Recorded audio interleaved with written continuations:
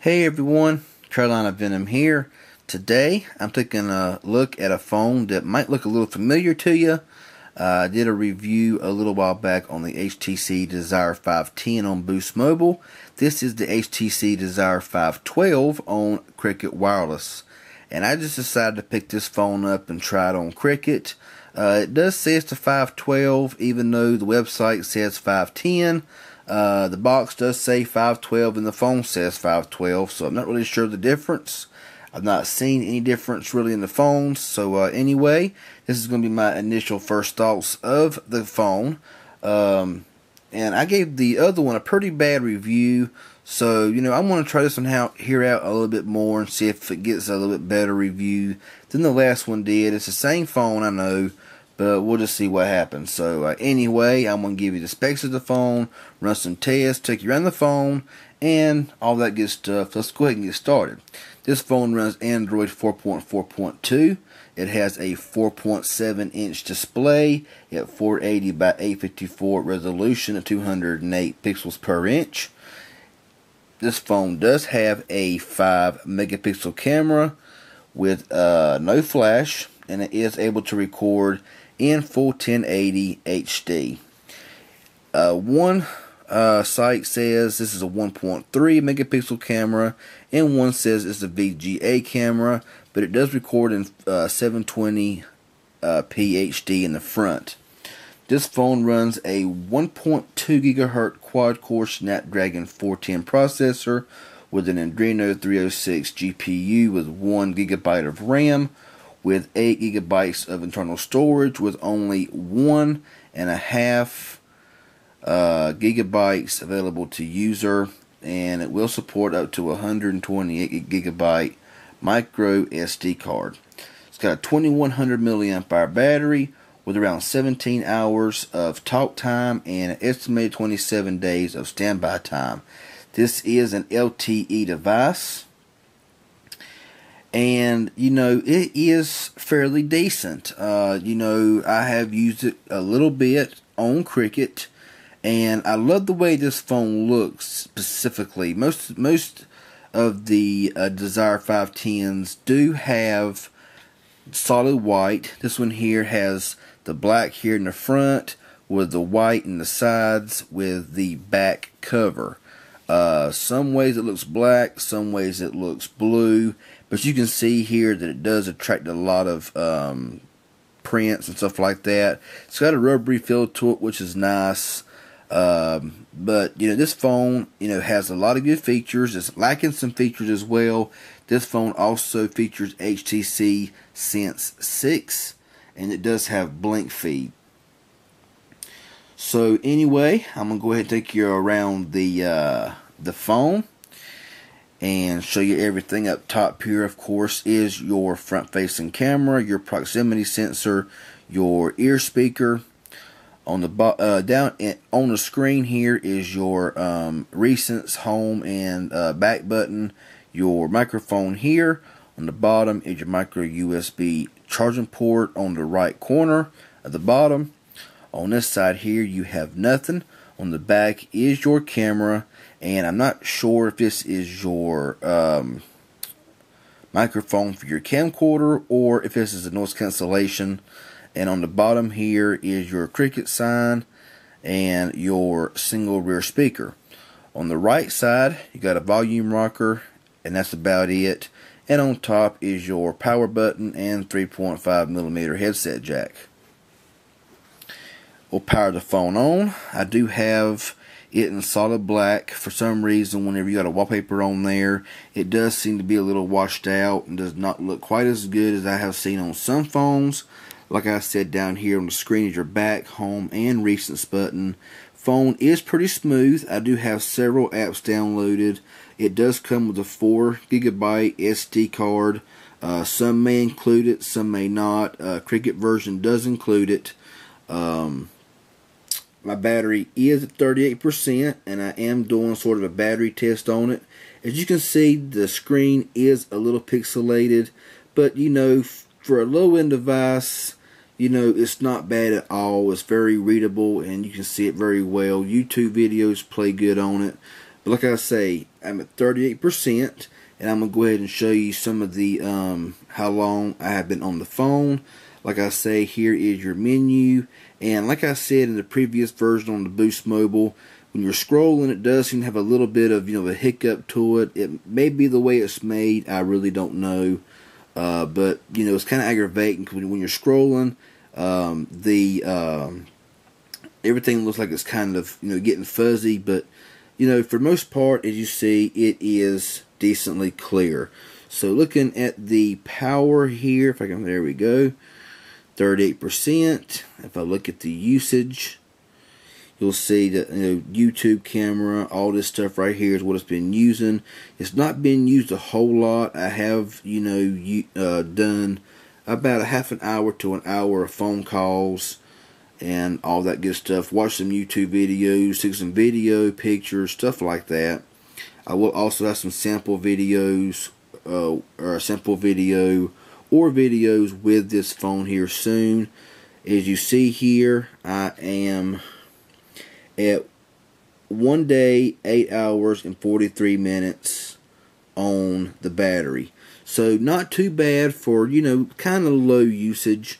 1 day, 8 hours, and 44 minutes. So that's not too awful bad. If you're a power user, I expect that you will use a whole lot more than that, and the battery won't last near as long. Now, looking at storage, it does hold it does have 8 gigabytes of internal storage. But as you see here, you figure it would have at least 4 gigabytes available to user.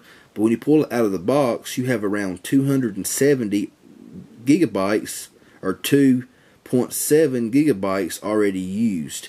So I'm not sure why it takes 4 gigs for everything on the phone, and then an additional 2.7 gigs to only give you around 1.3.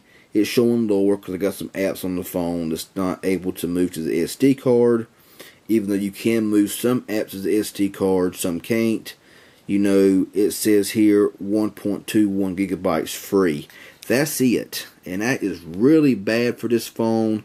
If it has 8 gigs of internal storage, then it ought to have at least 4 gigs available to user, instead of saying other is 2.23 gigs. If that was gone, a lot more storage available. So that's kind of the worst part of this phone, is the fact of the internal storage.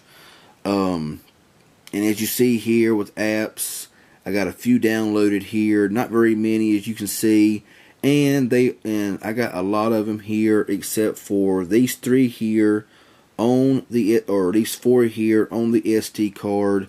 Looking over here at the RAM, well, that right there shows what's running.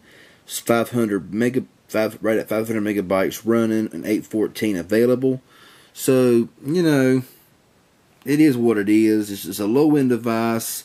There is better phones out there, with Cricket, and this phone costs $100, at a Walmart store or something like that. If you buy it from cricketwireless.com, you can pay one price for it if you're starting out, and then most of the time you get a mail-in rebate, stuff like that, but I'm not really sure what the deals are with them yet. So anyhow, I'm going to try to keep this video as short as possible. The phone is fairly smooth though. Got your you got your app drawer here, and everything. Going to the calling here, the one thing about this phone I don't like is the keypad. The keypad is very small, and where the call and end button is, I find myself a lot of times pushing the home button, or I end up pushing the star, 0, or the pound sign, and that's a little annoying at times, but it's still bearable. It's no big deal. Whenever you push the call button, you got to scroll over to see your recent calls and all that stuff. So not a big deal, just kind of a small keypad compared to other phones I've seen. Now, as far as messaging goes, I really do like the keyboard.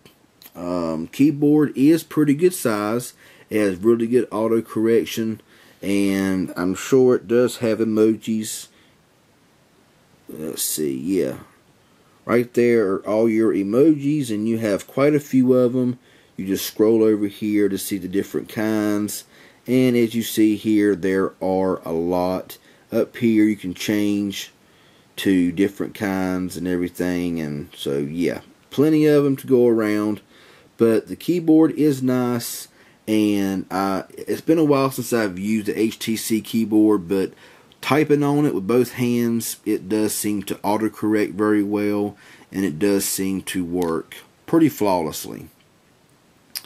So that's really about all I really wanted to say right now about this phone. I am going to show you the benchmark test that I ran, which came in at 18,997, which, you know, if you watched my benchmark test on the Boost Mobile phones, you know, this is coming in right at about what all the other ones came in at. So pretty much just the processor is about the same, and so you can about expect the same.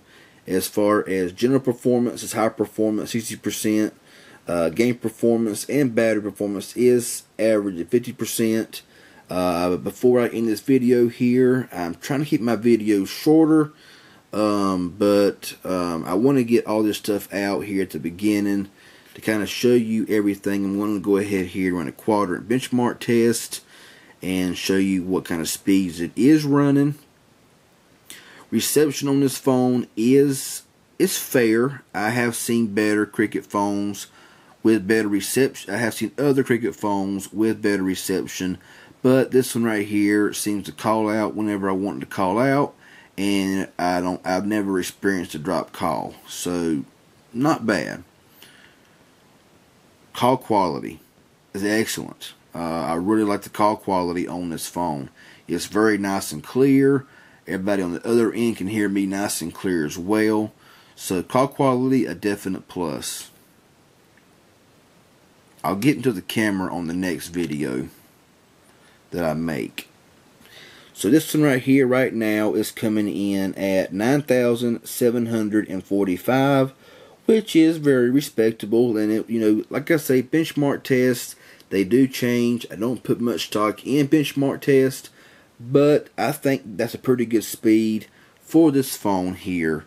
So all in all, so far this phone is decent. The biggest problem is the internal storage. It's very minimal, and I believe they could have done a lot better job at having better internal storage with this device. So anyway, with all that being said, I will do more of a, you know, in my final review of this phone. I'll get into the camera and I'll get into everything else.